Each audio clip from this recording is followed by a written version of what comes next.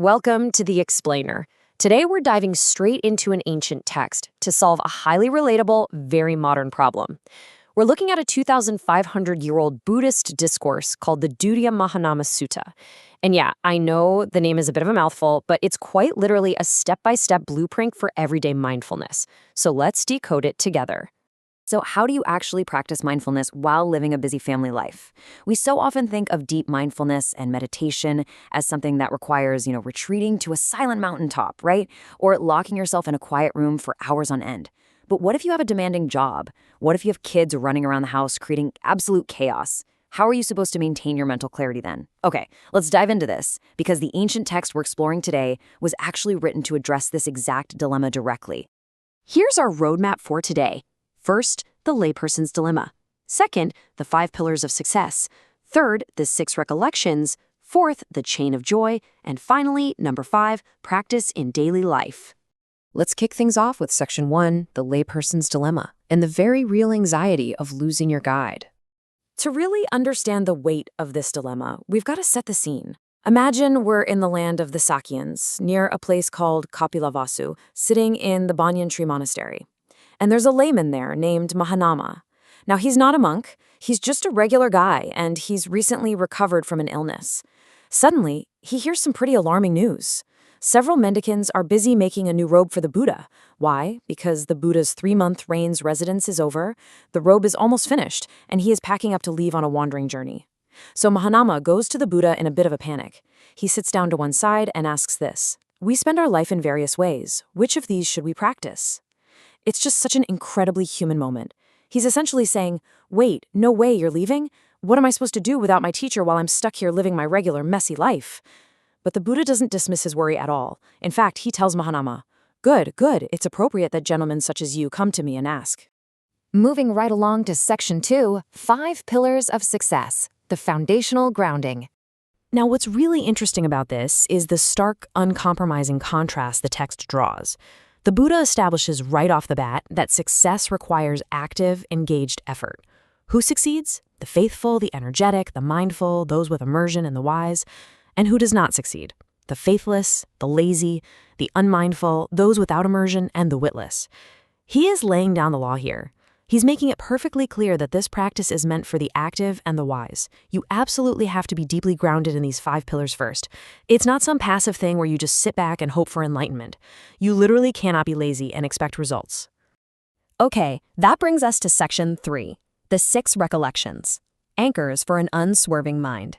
So once you're solidly grounded in those 5 foundational pillars, what do you actually do with your mind? Well, the Buddha gives Mahānāma a very specific, totally practical list of 6 things to actively focus his mind on. First, you recollect the realized one, the Buddha himself, remembering his qualities as a fully awakened, supreme guide. Second, you recollect the teaching, or the Dhamma. Third, the Sangha, which is the community of practitioners. And here's the cool part, it doesn't just stop with external things. The Buddha then tells Mahānāma to look inward. He says to recollect your own ethical conduct and your own generosity. And finally, number 6, he says to recollect the deities. This means specifically focusing on the faith, ethics, learning, generosity, and wisdom that caused them to be reborn there, and recognizing that you have those exact same qualities right within yourself. And by actively focusing on these 6 anchors, something really profound happens to your mental state. The absolutely crucial point here is that an unswerving mind is a mental state completely free of greed, hate, and delusion, achieved specifically by actively recollecting those 6 anchors we just talked about.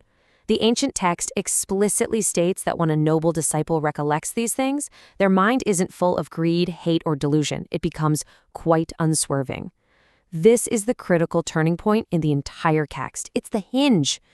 Once your mind is unswerving and free from those negative, sticky states, it unlocks the next incredibly powerful phase of the practice. Which leads us beautifully into Section 4, the chain of joy, the psychological domino effect. And this brilliantly illustrates the psychological domino effect that kicks in once the mind becomes unswerving. When the mind is unswerving, it finds inspiration in the meaning and the teaching, and it triggers a very specific sequence. Let's walk through these steps together, because the cascade is just beautiful. Step 1, joy springs up. Step 2, because you're joyful, the mind fills with rapture. Step 3, when the mind is full of rapture, notice what happens next. The physical body becomes tranquil. The mental state literally physically calms you down. Step 4, with a tranquil body, bliss is felt.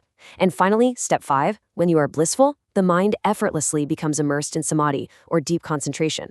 It's a completely natural cascade. You don't force the deep immersion. Instead, you trigger the joy, which leads to rapture, which physically calms the body, resulting in bliss, and that just naturally drops you right into deep immersion.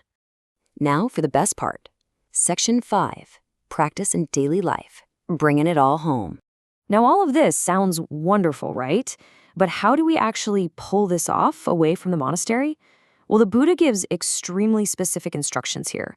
He says you develop this practice while walking, standing, sitting, or lying down. Notice what's happening here.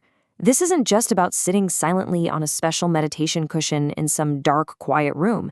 No, these are the 4 regular, everyday postures of human existence. The Buddha is telling Mahānāma to integrate this unswerving mind into his physical, everyday reality, no matter how he's moving through the world. But then, he goes even further than that. The Buddha specifically says to develop this recollection while working and while at home with your children.